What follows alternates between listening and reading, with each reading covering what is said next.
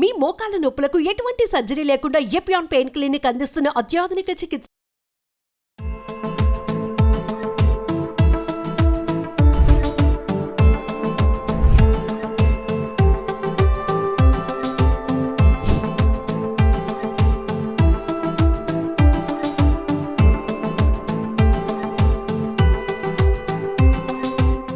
Hi అండి, నేను వచ్చేసాను గచ్చిబౌలిలో ఉన్న ఒమేగా హాస్పిటల్స్ కి. అయితే ఈ రోజు మనం మాట్లాడుకోబోతున్న టెక్నాలజీ వచ్చేసి క్యాన్సర్ కణజాలం మీద ప్రిసైజ్ గా టార్గెట్ చేసి అక్కడున్న దాన్ని సమూహంగా నిర్మూలించేసే ఒక టెక్నాలజీ గురించి, అదే సైబర్ నైఫ్ టెక్నాలజీ.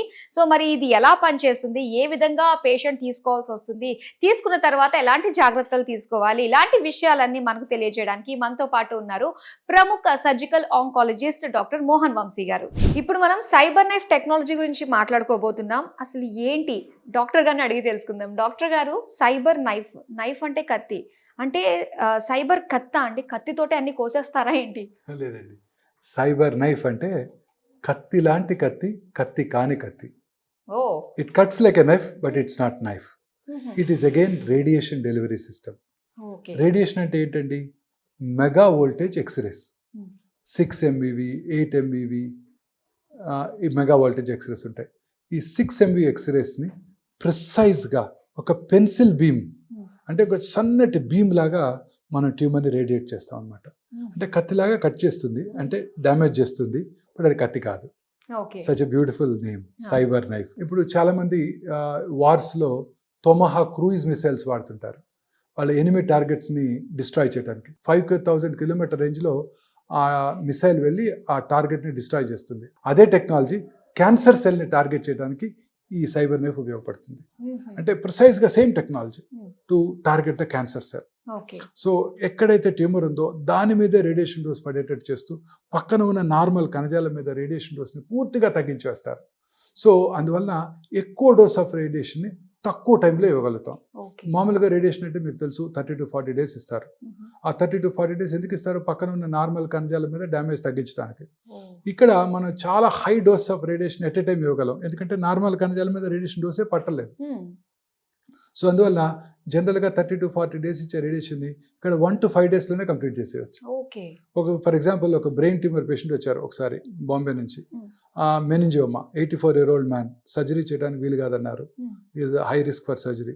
మార్నింగ్ ఫ్లైట్లో హైదరాబాద్ వచ్చారు, ఫోర్నూన్ సెషన్లో ట్రీట్మెంట్ ప్లానింగ్ చేయడం జరిగింది, ఆఫ్టర్నూన్ సెషన్లో ట్రీట్మెంట్ డెలివరీ చేసాము, రాత్రి ఫ్లైట్కి నడుచుకుంటూ ఇంటికి వెళ్ళిపోయారు ఆయన. బాంబేలో అప్పుడు సైబర్ నైఫ్ లేదు, ఇక్కడ ఉంది కాబట్టి హైదరాబాద్ వచ్చి ట్రీట్మెంట్ తీసుకుని వెళ్ళిపోయారు. So that's the precision. శరీరంలో ఎక్కడైనా సరే బ్రెయిన్లో ఉన్న చిన్న మెనింజియోమా కానీ, ఆర్టీరోవెనస్ మాల్ఫార్మేషన్ కానీ, చిన్న బెరీ అన్యూరిజం కానీ, చిన్న ట్యూమర్ కానీ, పోస్ట్ రేడియేషన్ ట్యూమర్ కానీ, హెడ్ అండ్ నెక్ ఏరియాలో ఉన్న చిన్న పారాగాంగ్లియోమా కానివ్వండి, శరీరంలో ఎక్కడైనా చిన్న లంగ్ క్యాన్సర్ కానివ్వండి, ప్రాస్టేట్ క్యాన్సర్ కానివ్వండి, ప్యాంక్రియాటిక్ క్యాన్సర్ కానివ్వండి, చిన్న రిట్రోఫారింజియల్ లింఫ్ నోడ్ కానివ్వండి, ఎక్కడున్నా సరే చిన్న ట్యూమర్స్ని ప్రిసిషన్తో జస్ట్ 1 లేక మ్యాక్సిమం 3 to 4 ఫ్రాక్షన్స్లో ఎంటైర్ రేడియేషన్ డోస్ని కంప్లీట్ చేసేయచ్చు, ఎటువంటి సైడ్ ఎఫెక్ట్స్ లేకుండా. And it is robotic. దీన్ని స్టీరియోటాక్టిక్ రోబాటిక్ రేడియో సర్జరీ అంటారు.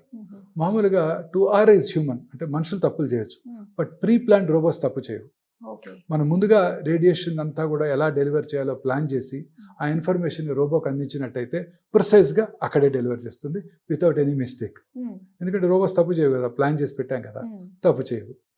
అదే రేడియేషన్ స్వీట్లో కూడా అన్ని వైపుల నుంచి లో వోల్టేజ్ ఎక్స్రే మెషిన్స్ పేషెంట్స్ని విజువలైజ్ చేస్తుంటాయి. పేషెంట్లో ఏదైనా కదలిక ఉందనుకోండి, ఆ కదలికలు ఇంటర్న్ కంప్యూటర్కి ఇస్తుంది. ఆ computer intern will alert robo, so that robo precisely targets the radiation even if it is moving.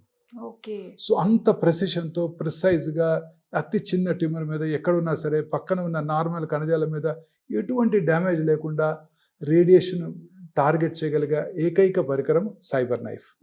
అంటే ఇది బిఫోర్ సైబర్ నైఫ్ కి వేరే టెక్నాలజీ ఏమన్నా ఉండేదంటారా? సో దాని నుంచి అడ్వాన్స్డ్ అయితే అలా కాదు. This is the best technology cyber knife. Okay. Hyderabad లో ఫస్ట్ టైం మనమే తీసుకొచ్చాం. అయితే డాక్టర్ గారు, ఈ ప్రొసీజర్ తీసుకున్నప్పుడు మనము ఇన్ పేషెంట్ అవ్వాలంటే అడ్మిట్ అయిన తర్వాత ఇవన్నీ చేసుకోవాలా, లేదంటే వన్స్ ట్రీట్మెంట్ అయిన తర్వాత వాళ్ళు వెళ్ళిపోవచ్చా? ఇది అవుట్ పేషెంట్ ప్రొసీజర్ అండి. పేషెంట్ వస్తారు, ట్రీట్మెంట్ తీసుకుంటారు, వెంటనే 10 నిమిషాలు అయిపోతుంది ట్రీట్మెంట్ అంతా ఆ రోజుకి వెంటనే వెళ్ళిపోతారు. ఇందాక చెప్పాను కదా, మార్నింగ్ ఫ్లైట్లో వచ్చారు, ఈవినింగ్ ఫ్లైట్లో ఇంటికి వెళ్ళిపోయారు. 4-5 రోజులు ఇచ్చినప్పుడు కూడా అంతే. పేషెంట్ అవుట్ పేషెంట్ వస్తారు, ఇన్ఫ్యాక్ట్ మార్నింగ్ వస్తారు, ట్రీట్మెంట్ తీసుకుంటారు. ఒకసారి ఒక పార్లమెంట్ మెంబర్కి ట్రీట్మెంట్ ఇచ్చాం. మార్నింగ్ వచ్చారు, పొద్దున్నే 6 గంటలకు ట్రీట్మెంట్ తీసుకున్నారు. అప్పుడు రోజు 8:30కి ఎయిర్ ఇండియా ఫ్లైట్ ఉండేది ఢిల్లీ వెళ్ళడానికి. 10 o'clock 10:30కి పార్లమెంట్ కూడా వెళ్ళిపోయారు ఆయన. అంటే ట్రీట్మెంట్ తర్వాత మనం just getup and walk of అంతే. అంతే. ఓకే. 4 రోజులు ట్రీట్మెంట్ ఉన్న రోజు వస్తారు, 10 minutes తీసుకుంటారు, తర్వాత వాళ్ళు ఆఫీస్కి వెళ్తుంటారు, వాళ్ళ పని వాళ్ళు చేసుకుంటుంటారు. మరుసటి రోజు వస్తారు, పొద్దున్నే మార్నింగ్ ట్రీట్మెంట్ తీసుకుంటారు, 8 o'clock ఆఫీస్ కూడా వెళ్ళిపోవచ్చు. ఇలా ఎన్ని సెషన్స్ ఉంటాయంటారు? Not more than 4 to 5 sessions. Okay. Most often 1 session only. అంతే. Entire radiation is completed. Because highest dose ఒకసారి ఇచ్చేయగలుగుతాం. మెయిన్ ప్రాబ్లం వల్ల రేడియేషన్ ఏంటి, పక్కన ఉన్న నార్మల్ కణజాల మీద డ్యామేజ్ పడకుండా ఉండడానికి తక్కువ డోసులు ఎక్కువ సార్లు ఇస్తుంటాం. ఇది అలా కాదు కదా, ప్రిసైజ్ గా టార్గెట్ చేస్తుంది. పెన్సిల్ బీమ్ వెళ్తుంది, ట్యూమర్ ని ప్రిసైజ్ గా టార్గెట్ చేస్తుంది, కత్తిలాగా టార్గెట్ చేస్తుంది. అందువల్ల ఫుల్ డోస్ ఒకసారి ఇచ్చేయగలం. ఓకే. సో మీరు అన్నట్టుగానే కత్తి కాని కత్తి, కత్తి లాంటి కత్తి. నిజంగానే ఉందండి టెక్నాలజీ. సో చాలా సూపర్ గా తెలియజేసినందుకు thank you so much. Thank you ma'am.